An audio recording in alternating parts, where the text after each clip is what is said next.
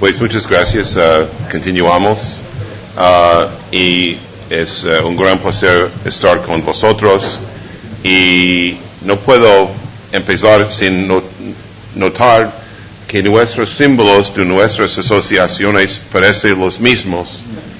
No sé por qué, pero es interesante. Quizás los bioeticistas en todo el mundo piensan lo mismo.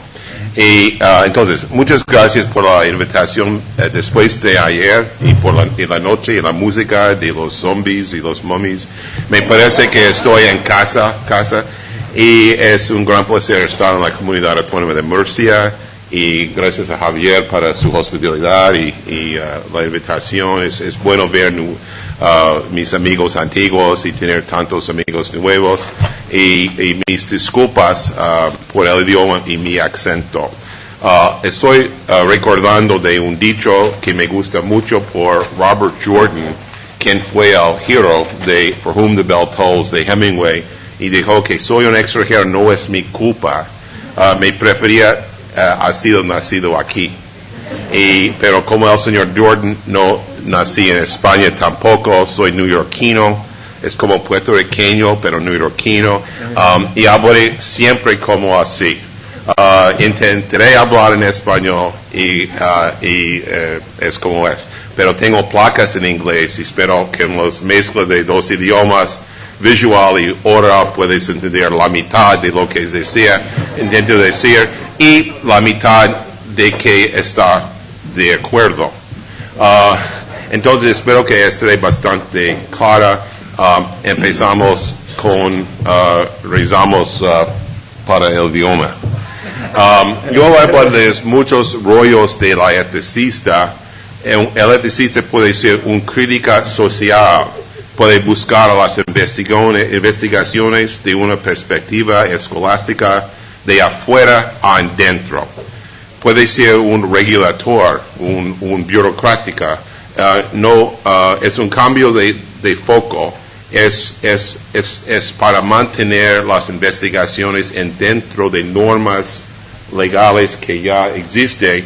No es un análisis de nuevo, no es de pensar de nuevo cómo podemos hacer una cosa que es prohibido para nuevas reglas. También puede ser un eticista como abogado. ¿Me entiendes más o menos? Okay. Y, again, es de afuera para avanzando un tema, un tipo de investigaciones o estar en contrario de un nuevo campo de investigaciones.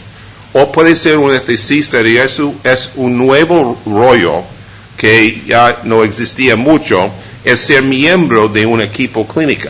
Y eso es de que yo voy a hablar la mayoría de mi presentación sobre mi parte como investigador médico y eticista en un experimento de Deep Brain Stimulation en el estado de conciencia mínima.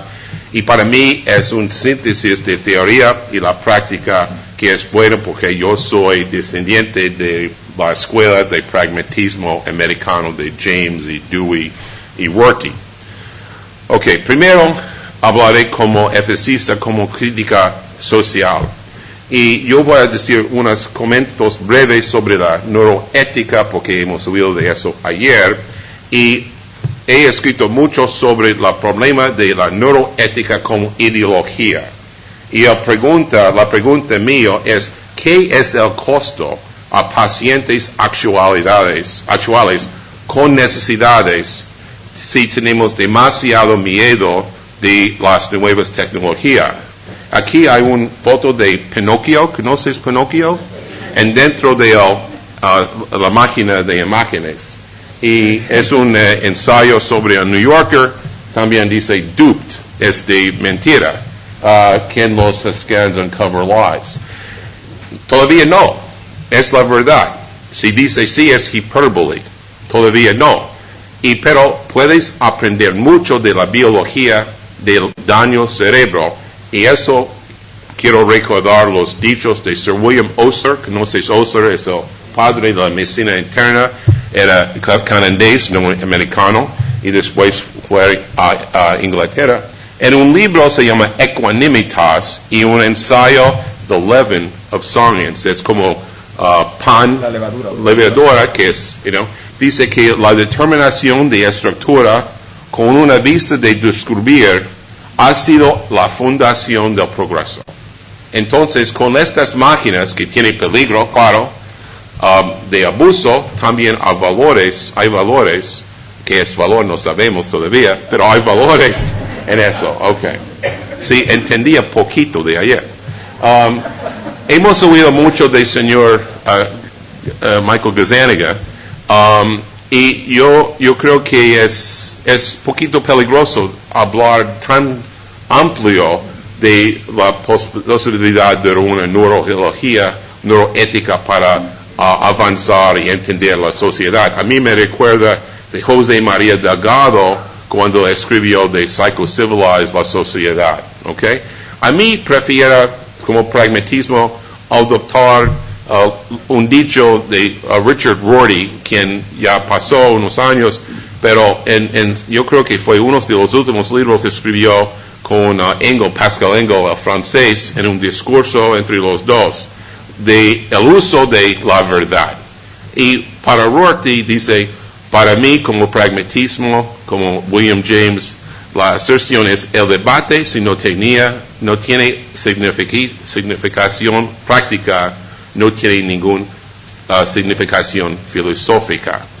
Y para mí, yo estoy buscando lo que es instrumento para ayudar a los pacientes y con ese interés voy a pasar a mi parte del equipo clínico en el estado de conciencia mínima.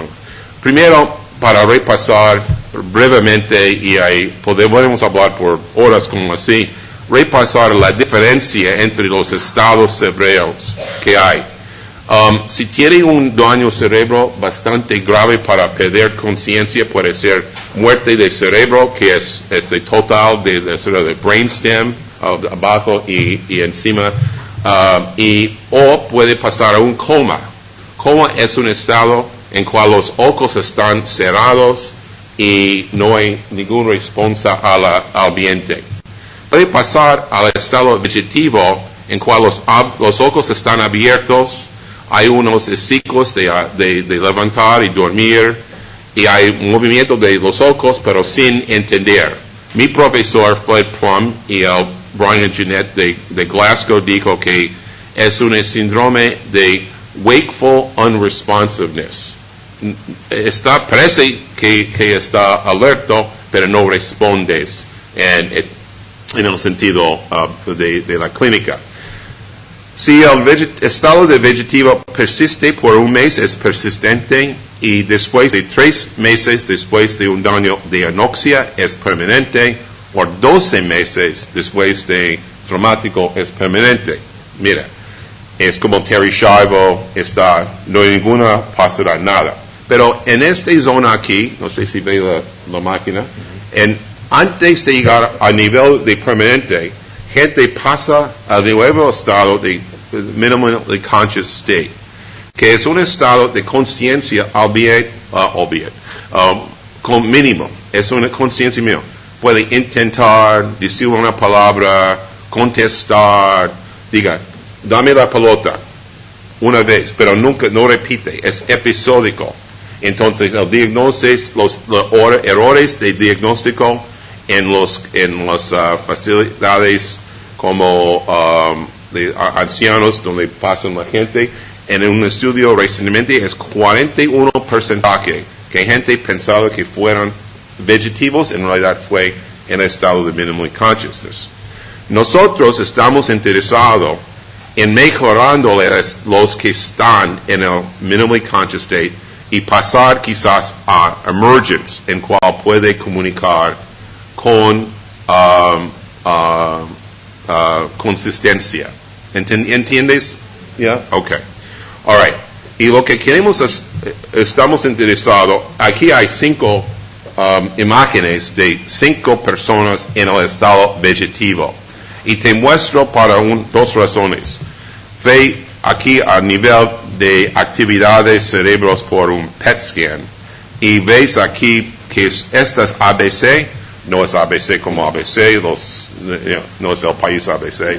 Una broma para vosotros españoles es que ABC son más activos que los DE.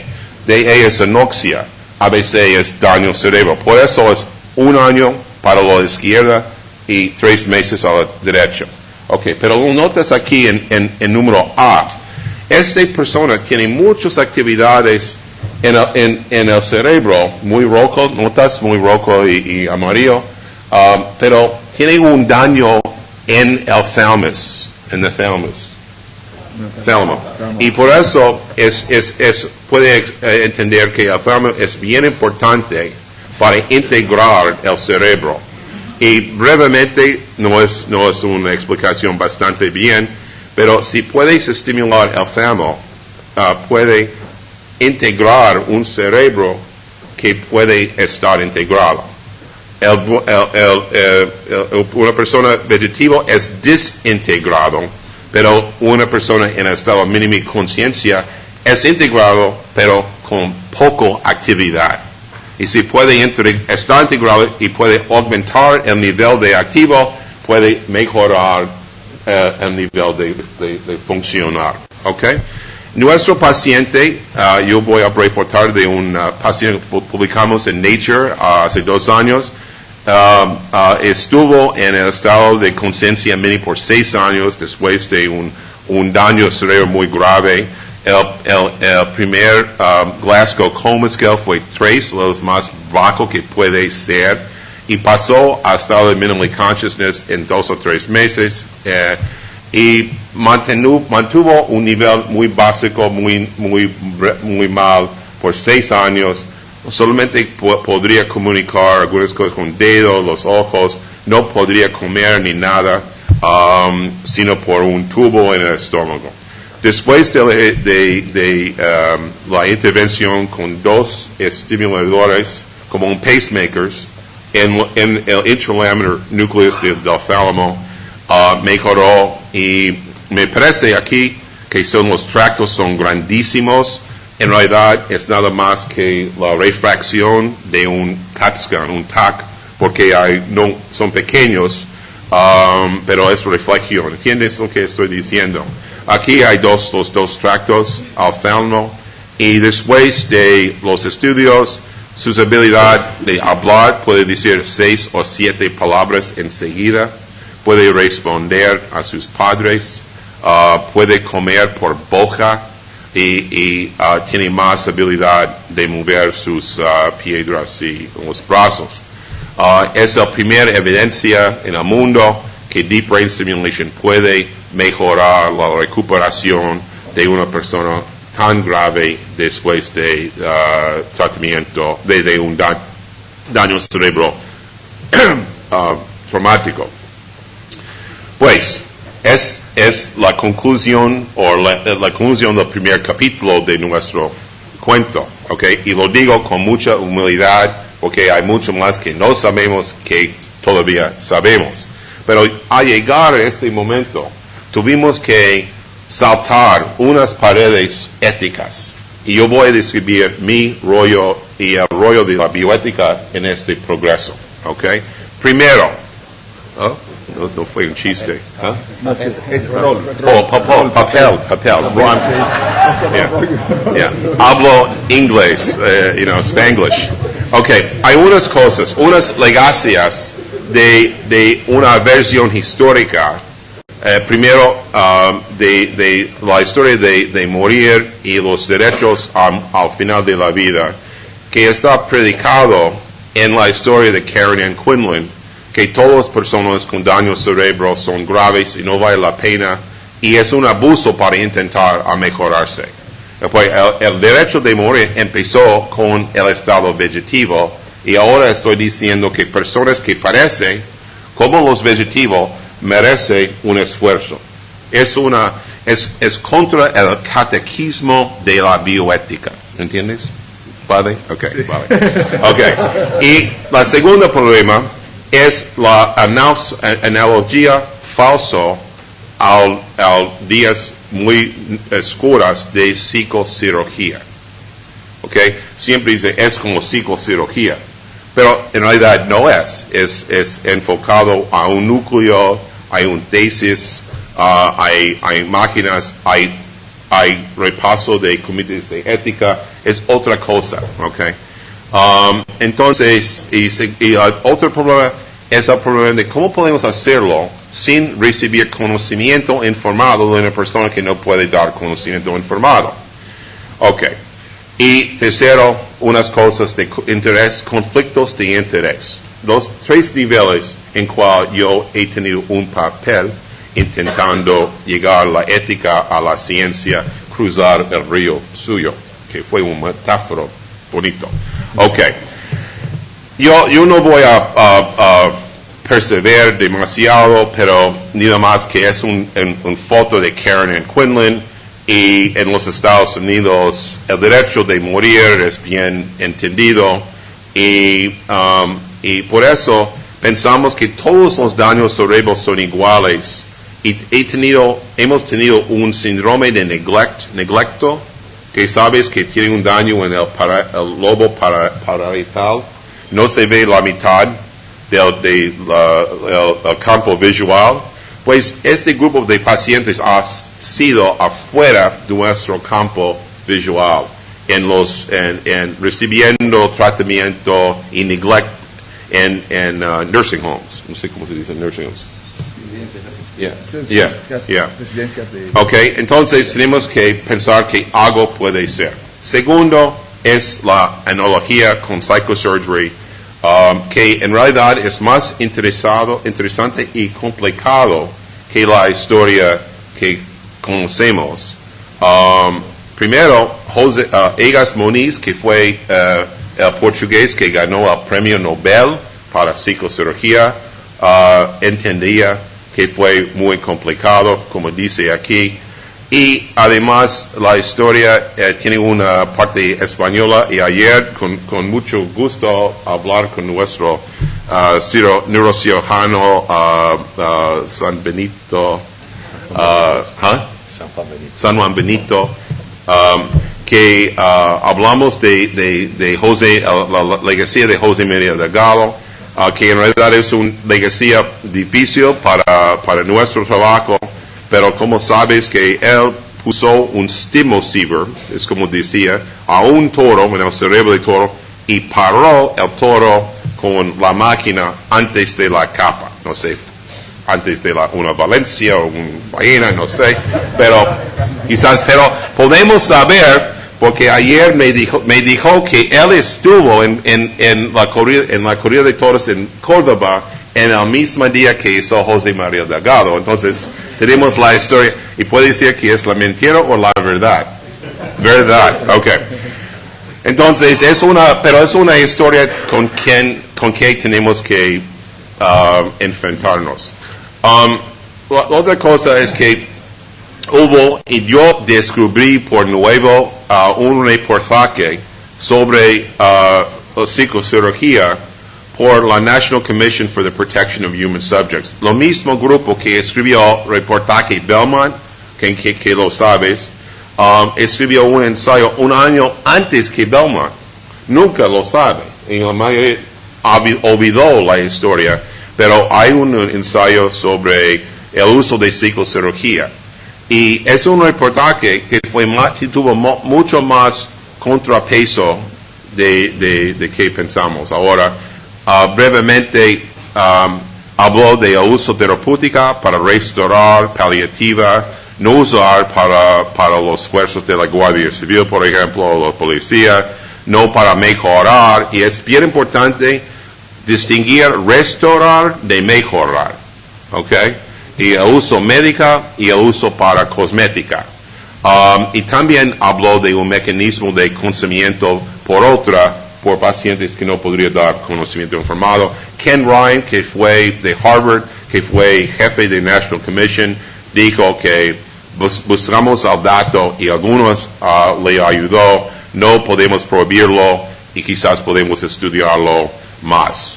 Claro, finalmente yo intenté de explicar una nosología para pensar de una ética de justicia para permitir este tipo de trabajo aumentar. Brevemente, para mí es una tautología decir, vamos a preguntar a una paciente que no puede dar conocimiento informado porque tiene daño al cerebro para su permisión para dar este estudio. Claro, si una persona puede dar permiso y no pides el permiso, es un daño al respecto de persona. Pero es también un disrespecto a una persona expectar conocimiento informal de una persona que no puede darlo. Entonces, quizás hay otra manera de enfocar la ética. Y aquí el objeto del estudio es la razón que no puede dar conocimiento informado. Entonces yo hablé de una ética de justicia distributiva para mejorar una situación malo y mejorar la habilidad de esta gente para participar. Y ahora nuestro primer paciente puede llegar a un nivel de acento, no de conocimiento, pero un día estamos con él haciendo cambios en los parámetros de sus estimuladores, y fue al final del día y le pregunté, ¿quieres continuar con este esfuerzo que es muy duro para decir no? Está ahora una restauración parcial de su agencia. Interesante. Okay. Al principio también yo intenté de enfocar el estudio para decidir a qué nivel fue proporcional. Okay, los de vegetativos demasiado bajo porque la teoría científica no le ayudó porque fue desintegrado. Personas con Glasgow o ranchos scores demasiado alto puede recibir más daño con el esfuerzo de cirugía. Entonces, ¿dónde podemos enfocar? Y yo decidí con el grupo que lo mínimo y lo máximo puede estar en esta zona de conciencia mínima. Hemos repasado la evidencia y lo que pasó con el estudio, y yo voy a terminar con una placa más. All right? Es decir, que también hay muchos problemas de la política, y participé en una conferencia con el Instituto de Medicina de los Estados Unidos sobre la ética y las implicaciones políticas sobre la recuperación tarde de la conciencia mínima.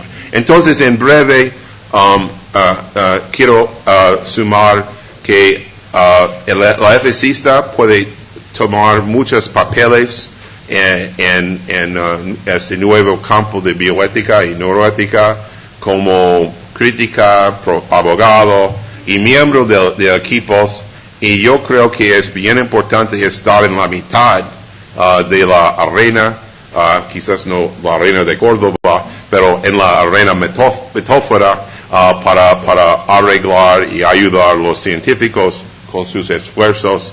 Yo quiero notar que el estudio con que participé fue fundado por estos fondos, incluido una compañía que compartece a Cleveland Clinic Foundation y Cornell, y también dar mis gracias a las familias con quien trabajamos, y mis gracias a vosotros para su atención. Muchas gracias.